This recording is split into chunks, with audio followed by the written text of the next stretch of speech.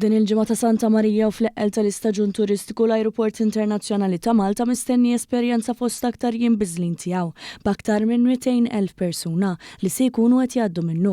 Kemm il-Maltin li jfittxu ftit jiem ta' mistrieħ lil minn arsna kif ukoll eluf li qed jaslu minn barra biex ikawdu dak kollu li joffru l-Gżejjer Maltin dawn il-jiem fejn il-prezzijiet turistiċi jinsabu fl-ogħla livelli qed joħolqu vjaġġar bl-ajru tal-massa f'pajjiżna. Dan kif il-jum tal-15 ta' Awwissu festa ta' Santa Marija se jara aktar minn 33,700 passiġġier fih danu.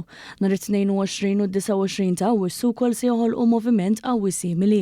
Stqarrija mill-MIA ħabbret li dik li ninsabu fiha jiġifieri bejn 12 u 18 ta' Awwissu ilha aktar ġimgħa impenjattiva fejn se jkunu qed jiġu reġistrati ftit inqas minn 217,000 passiġġier li se jħallu jew jaslu f'Malta.